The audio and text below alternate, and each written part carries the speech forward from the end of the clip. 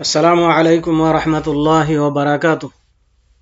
আলহামদুলিল্লাহি রাব্বিল আলামিন ওয়াসসালাতু ওয়াসসালামু আলা আশরাফিল আমবিয়াই ওয়াল মুরসালিন নবিয়িনা মুহাম্মদ ওয়া আলা আলিহি ওয়া আসহাবিহি আজমাইন, আম্মা বা'দ।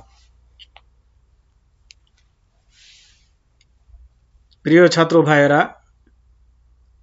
আমি এখন ক্লাস 2 এর ফিকহের ক্লাস আরম্ভ করছি। বিষয় সাহসেজদা।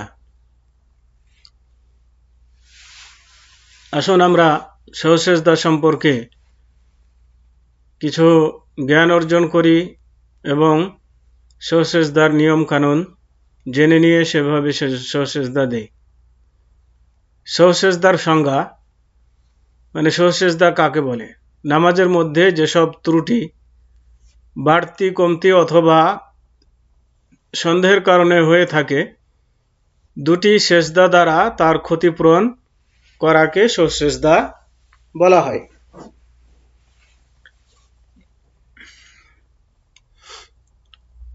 তার মানে নামাজের মধ্যে কোনো সময় নামাজ বৃদ্ধি হয়ে যায়, চার রাকাতের জায়গাতে 5 রাকাত হয়ে যায়। আবার কোনো সময় কমে যায়, হয়তো 4 রাকাতের জায়গাতে 3 রাকাত পড়ে ফেলে। আবার কোনো সময় হয়তো সন্দেহ হয় যে 2 রাকাত পড়লাম নাকি 3 রাকাত পড়লাম নাকি 4 রাকাত পড়লাম, এরকম। তো এই সমস্ত কারণে যে নামাজের মধ্যে যে ক্ষতি হয়ে থাকে, সেটা নামাজের শেষে দুইটি সেজদা দেওয়ার মাধ্যমে এই ক্ষতিপূরণ করাকে সাহসেজদা বলা হয়, ভুলের সেজদা বলা হয়। এই দুইটি সেজদাকে সাহসেজদার বিবরণ হাদিসে এসছে, আন আব্দুল্লাহ ইবনে মাসউদ রাদিয়াল্লাহু আনহু قال قال رسول الله صلى الله عليه وسلم إذا زاد الرجل أو نقص فليسجد سجدتين। অর্থাৎ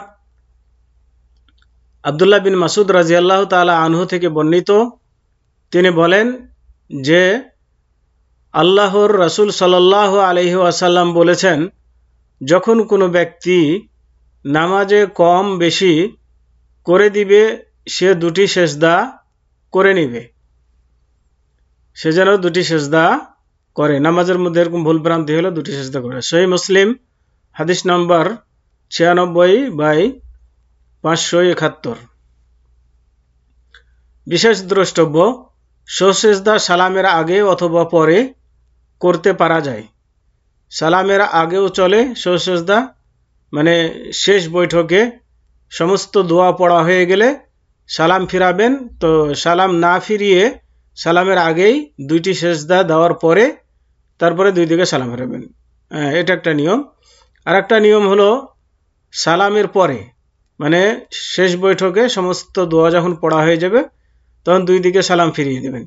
ফিরিয়ে দেওয়ার পরে আবার আল্লাহু আকবার বলে একটি সেজদা দিবেন, সেজদা থেকে উঠে বসবেন, বসার পরে বসার দোয়া পড়বেন, এরপরে আবার আল্লাহু আকবার বলে সেজদা দিবেন, সেজদার দোয়া পড়বেন, এরপরে উঠে আল্লাহু আকবার বলে উঠে বসবেন, বসার পরে আবার দুই দিকে সালাম ফিরাবেন। তাহলে এটা হলো সালামের পরে।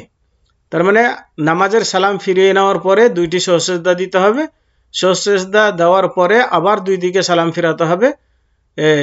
এই সাহসেজদা দেওয়ার পরে আর তাশাহুদ পড়া লাগবে না। সাহসেজদা দেওয়া হয়ে গেলে দুই দিকে সালাম ফিরিয়ে দিবে। আশা করি বুঝতে পেরেছেন। আবারও বলছি, মানে সালামের পরে যদি সাহসেজদা হয়, তার মানে নামাজের সালাম ফিরিয়ে দিলেন দুই দিকে, এরপরে দুটি সাহসেজদা দিলেন আল্লাহু আকবার বলে, যে নিয়মে বললাম। সাহসেজদা দেওয়ার পরে আর আত্তাহিয়াত ও তাশাহুদ কিছু পড়া লাগবে না। সাহসেজদা হয়ে গেলে তারপরে ডান দিকে সালাম ফিরিয়ে দিবেন, এরপরে বাম দিকে সালাম ফিরিয়ে দিবেন। এটা হচ্ছে সাহসেজদার নিয়ম। সাহসেজদা কখন করবে? তো সাহসেজদা কোন সময় মানে সাহসেজদা করতে হয়, কি নামাজের মধ্যে কি কর্ম ঘটলে সাহসেজদা দিতে হয়, সেটি এখানে উল্লেখ করা হবে। এক, ভুলবশত নামাজে বাড়তি কিছু করে ফেললে। নামাজের মধ্যে যদি কিছু ভুলক্রমে বাড়তি কিছু হয়ে যায়, তাহলে পরে সাহসেজদা করতে হবে। উদাহরণ, জোহরের নামাজ পড়াকালীন ভুলবশত যদি পঞ্চম রাকাতের জন্য দাঁড়িয়ে পড়ে তাহলে তাকে অবশ্যই বসে যেতে হবে, অতঃপর শেষ তাশাহুদ পাঠান্তে সেজদা করে সালাম ফিরাবে। তার মানে এখানে বাড়তি যেমন জোহরের নামাজ পড়ছেন, 4 রাকাতের জায়গাতে 5 রাকাত পড়ে ফেলেছেন, তো এমতো অবস্থায় শেষ তাশাহুদে সমস্ত দোয়া পড়া হয়ে যাবে, তখন দুইটি সেজদা দিবে, মানে আল্লাহ আকবার বলে সেজদার যেটা নিয়ম এইভাবে সেজদা দিবে। সেজদা থেকে উঠে বসে আবার বসার দোয়া পড়বে, রব্বিক ফিরলি বা যে কোনো দোয়া, এরপরে আরেকটি সেজদা দিবে, দেওয়ার পরে দুই দিকে সালাম ফিরিয়ে দিবে। এটা হচ্ছে একটা নিয়ম নামাজের মধ্যে। বাড়তি যদি কিছু হয়ে যায় তাহলে সেজদা দিবে সালামের আগে। বিশেষ দ্রষ্টব্য, বাড়তি নামাজের কথা যদি নামাজান্তে স্মরণ হয় তাহলে সে সেজদা করে সালাম ফিরাবে।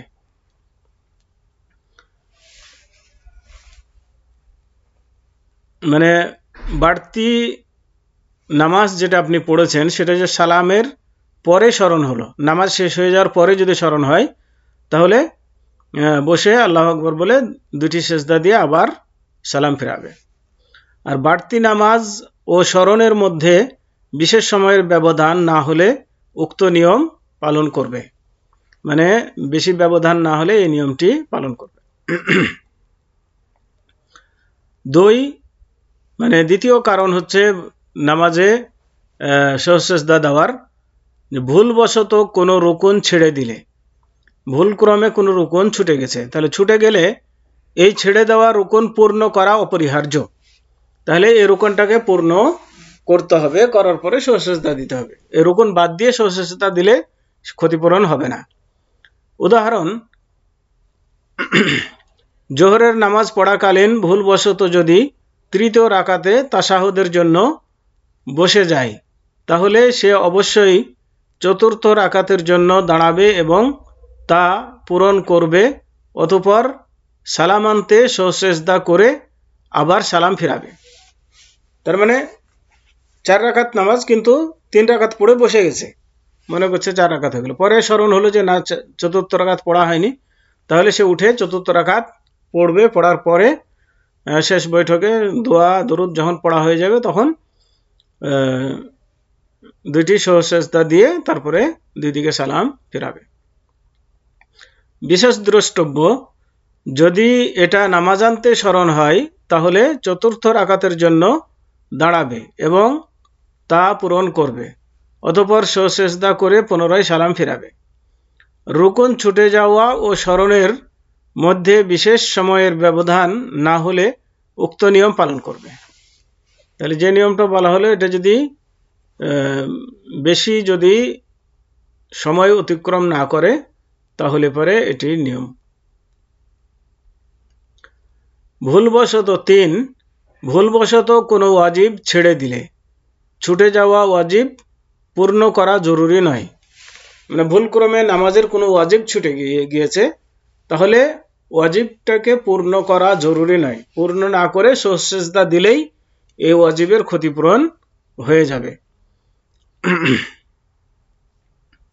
উদাহরণ, জোহরের নামাজ পড়াকালীন ভুলবশত যদি প্রথম তাশাহুদ ছেড়ে তৃতীয় রাকাতের জন্য দাঁড়িয়ে যায়, মানে 2 রাকাতের পরে যে তাশাহুদ আছে এটা সে ভুলক্রমে পড়েনি, দাঁড়িয়ে গেছে তৃতীয় রাকাতের জন্য, তাহলে তাশাহুদের জন্য দ্বিতীয় রাকাতের দিকে ফিরে আসা ওয়াজিব নয়। তার মানে আবার দ্বিতীয় রাকাতের দিকে ফিরে এসে তাশাহুদে বসবে এমন জরুরি নয়, বরং বাকি নামাজ পূর্ণ করবে, বরং সেজদা করে সালাম ফিরাবে, মানে বাকি নামাজ পূর্ণ করে সেজদা দিবে, সেজদা দিয়ে দুদিকে সালাম ফিরাবে। বিশেষ দ্রষ্টব্য, যদি এটা পূর্ণ রূপে দাঁড়ানোর পূর্বে স্মরণ হয় তাহলে তাশাহুদ আদায় করার জন্য দ্বিতীয় রাকাতের দিকে ফিরে আসবে ও নামাজ পূর্ণ করবে এবং সেজদা করে সালাম ফিরাবে। তার মানে এই ভুলটা যদি দাঁড়াতে গিয়েই যদি স্মরণ হয়ে যায়, পূর্ণ দাঁড়ায়নি, এর আগেই স্মরণ হয়ে গিয়েছে, তাহলে সে বসে যাবে, বসে যে তাশাহুদ পড়ে তারপরে উঠবে। আর শেষে সেজদা করে সালাম ফিরাবে। 4, রাকাতের সংখ্যায় সন্দেহ হলে তাহলে সেজদা দিতে হবে। তার মানে রাকাতের সংখ্যায় সন্দেহ মানে আপনি নামাজ পড়ছেন, সন্দেহ হলো যে আমি 3 রাকাত পড়লাম নাকি 4 রাকাত পড়লাম, এরকম সন্দেহ যদি হয় তাহলে এমত অবস্থায় কমের উপরে ভিত্তি করবে। তার মানে কমটা ধরে বাকি নামাজ পুরা করবে। 3-4-এর মধ্যে যদি সন্দেহ হয় তাহলে 3 রাকাত ধরবে, ধরে বাকিটা পূর্ণ করবে, পূর্ণ করে সেজদা দিবে। উদাহরণ, যদি কোনো ব্যক্তি জোহরের নামাজ পড়ে এবং তৃতীয় রাকাতে তার সন্দেহ হয় যে তিনি 3 রাকাত পড়লো না 4 রাকাত, তাহলে সে কমের উপরে বেনা ভিত্তি করবে, অর্থাৎ 3 রাকাতের উপর, মানে 3 রাকাত ধরবে এবং নামাজ পূর্ণ করবে, অতঃপর সেজদা করে সালাম ফিরাবে। বিশেষ দ্রষ্টব্য, যদি মুক্তাদি লক্ষ্য করে যে ইমাম নামাজে কোনো কিছু ভুলে গেছে তাহলে সুবহানাল্লাহ বলে লোকমা দেওয়া উচিত হবে। যদি ইমাম কোনো কিছু ভুল করে তাহলে মুক্তাদি যদি বুঝতে পারে যে ইমাম ভুল করছে তাহলে সুবহানাল্লাহ বলে তাকে সাবধান করবে যে আপনি কিছু ভুল করছেন এমনটি, কিন্তু মুখে কিছু বলবে না যে আপনি ভুল করলেন, এই করলেন, সে করলেন, এগুলো কিছু বলবে না, বরং বলবে সুবহানাল্লাহ। তাহলে ইমাম বুঝতে পারবে যে আমার কিছু ভুল হয়েছে, তাহলে সে সংশোধন করে নেবে। এবার আসুন জুমার নামাজ, যার মানে জুমার দিনে নামাজ। তো জুমার নামাজ সম্পর্কে আল্লাহ রাব্বুল আলামিন বলেন, ইয়া আইয়ুহাল্লাযীনা আমানু ইযা নুদিয়া লিস-সালাতি মিন ইয়াউমিল জুমআতি ফাসআউ ইলা যিকরিল্লাহি ওয়া যারুল বাই'a যালিকুম খায়রুল লাকুম ইন কুনতুম তা'লামুন। সূরা জুমা 9 নম্বর আয়াত। তো হে মুমিনগণ, জুমার দিন যখন তোমাদের জন্য যখন নামাজের জন্য আহ্বান করা হয় তখন তোমরা আল্লাহর স্মরণে ধাবিত হও এবং ক্রয় বিক্রয় ত্যাগ করো, এটাই তোমাদের জন্য শ্রেয় যদি তোমরা বুঝো। সূরা জুমা 9 নম্বর আয়াত। জুমার ফজিলত। عن أبي هريرة رضي الله عنه أن النبي صلى الله عليه وسلم قال خير يوم طلعت عليه الشمس يوم الجمعة فيه خلق آدم وفيه أدخل الجنة وفيه أخرج منها ولا تقوم الساعة إلا في يوم الجمعة। অর্থাৎ আবু হুরায়রা রাদিয়াল্লাহু তাআলা আনহু থেকে বর্ণিত, নবী সাল্লাল্লাহু আলাইহি ওয়াসাল্লাম বলেন, যে সব দিনে সূর্য উদয় হয় তার মধ্যে জুমার দিনই হলো উত্তম। এদিনেই আদম আলাইহিস সালামকে সৃষ্টি করা হয়েছে, এদিনেই তাকে জান্নাতে প্রবেশ করানো হয়েছে এবং এদিনেই তাকে জান্নাত হতে বের করা হয়েছে, আর জুমার দিনেই কিয়ামত সংগঠিত হবে। তো এই দিনেরই তাকে জান্নাত হতে বের করা হয়েছে আর জুমার দিনেই কিয়ামত সংগঠিত হবে। সহিহ মুসলিম হাদিস নম্বর 18/854। তাহলে এই দিক দিয়ে বোঝা যায় জুমার দিন অত্যন্ত গুরুত্বপূর্ণ দিন, যেহেতু আল্লাহ রাব্বুল আলামিন আদম আলাইহিস সালামকে সৃষ্টির ক্ষেত্রে এই দিনকে মনোনীত করেছেন এবং জান্নাতে তিনি তাকে এই দিনে প্রবেশ করিয়েছেন এবং এই দিনেই তাকে জান্নাত থেকে বের করেছেন, দুনিয়াতে পাঠিয়েছেন এবং এই জুমার দিনেই কিয়ামত সংগঠিত হবে। তার মানে কিয়ামত সংগঠিত করার জন্য জুমার দিনকে আল্লাহ মনোনীত করেছেন। জুমার নামাজের শর্তসমূহ। কি কি শর্তে জুমার নামাজ কায়েম হবে? 1, জুমা ও জোহর নামাজের সময় একই, মানে জুমা পড়তে হবে জোহরের সময়। 2, লোক সংখ্যা ইমাম সমেত কমপক্ষে 3 জন হওয়া চাই, 3 জন হলেই জুমা কায়েম করা যাবে। 3, 2টি খুতবা হতে হবে, তার মানে জুমার নামাজের জন্য 2টি খুতবা হবে। উভয়ের বিষয় এমন হওয়া চাই যা ঈমানকে দৃঢ় করে এবং মুসলমানদের সমস্যার সমাধান করে। এ ব্যাপারে খুতবা দিবে ইমাম, যুগোপযোগী বিষয় চয়ন করে সে বিষয়ে খুতবা দিবে। আর খুতবাকে 2 পার্ট করবে, মাঝখানে একবার বসবে, বসার পরে উঠে আবার দ্বিতীয় খুতবা শুরু করবে। 4 2 রাকাত নামাজ পড়বে এবং উভয় রাকাতই উচ্চস্বরে কিরাত করবে। জুমার নামাজ 2 রাকাত নামাজ পড়বে আর 2 রাকাতেই জোরে করে কিরাত করবে সশব্দে। বিশেষ দ্রষ্টব্য, যদি কোনো ব্যক্তি ইমামের দ্বিতীয় রাকাতের রুকু থেকে ওঠার পর নামাজে প্রবেশ করে তাহলে তার জুমা ছুটে গেল, তাকে জোহরের 4 রাকাত নামাজ পড়তে হবে। তার মানে ইমাম যদি দ্বিতীয় রাকাতের রুকু থেকে উঠে যায় আর কেউ এই অবস্থায় গিয়ে জামাতে শরীক হয় তাহলে সে জুমার নিয়াত করবে না, বরং জোহরের নিয়াত করে জামাতে শরীক হবে এবং 4 রাকাত নামাজ পড়বে। আর যদি দ্বিতীয় রুকু পেয়ে যায়, রুকুতে যদি শরীক হতে পারে তাহলে পরে জুমার নিয়াত করে রুকুতে গিয়ে শরীক হবে, তাহলে সে জুমা পেয়ে যাবে, তখন সে বাকি 2 রাকাত নামাজ উঠে পড়ে নেবে। জুমার নামাজের পর নফল নামাজ।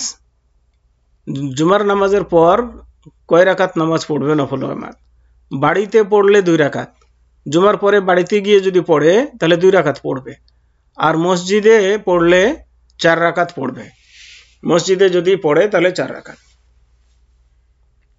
এভাবেই উল্লেখ আছে, কাজেই এর ব্যতিক্রম যেন কেউ না করে। তবে আব্দুল্লাহ ইবনে উমর রাদিয়াল্লাহু তাআলা আনহু 6 রাকাত পড়তেন, মসজিদে 4 রাকাত পড়তেন এবং বাড়িতে গিয়ে আবার 2 রাকাত পড়তেন, দুটি হাদিসের উপর আমল করার জন্য। খুতবাকালীন যা মাকরুহ, খুতবা চলাকালীন অবস্থায় যেগুলো করা ভালো নয়। 1 ইমামের খুতবা দেওয়াকালীন শ্রোতাদের কথা বলা জায়েজ নয়। 2 খুতবাকালীন অযথা কিছু করা জায়েজ নয়। খুতবা চলাকালীন অবস্থায় অন্য কোনো কিছুতে যেন মনোযোগ না দেয়, অন্য কোনো কিছু কাম যেন না করে।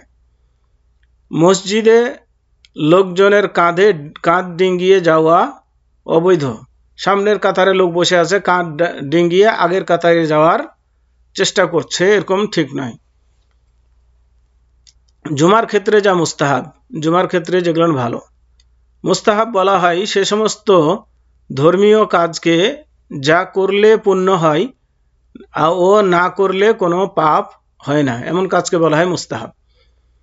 1 গোসল করা ও সুন্দরতম কাপড় পরা, কেননা জুমার দিনকে আল্লাহ রাসূল সাল্লাল্লাহু আলাইহি ওয়াসাল্লাম সাপ্তাহিক ঈদ বলে আখ্যায়িত করেছেন। ঈদ, কাজেই এদিন গোসল করা, সুন্দর কাপড় পরিধান করা, এটা মুস্তাহাব। 2 শীঘ্র মসজিদে যাওয়া, তাড়াতাড়ি মসজিদে যাওয়া। 3 নবী সাল্লাল্লাহু আলাইহি ওয়াসাল্লামের উপর বেশি বেশি দরুদ পাঠ করা। 4 জুমার দিনে সূরা কাহাফ পড়া। সূরা কাহাফ পড়লে দাজ্জালের ফিতনা থেকে সে রক্ষা পাবে। জুমার দিনের শেষ সময়ে দোয়া করা, এই সময় দোয়া কবুল হয়ে থাকে, কাজে এই সময় দোয়া করবে। তো আজকে এ পর্যন্তই। সাল্লাল্লাহু আলা নবিয়িনা মুহাম্মদ ওয়া আলা আলিহি ওয়া আসহাবিহি ওয়া বারিক ওয়া সাল্লাম। আসসালামু আলাইকুম ওয়া রাহমাতুল্লাহি ওয়া বারাকাতুহু।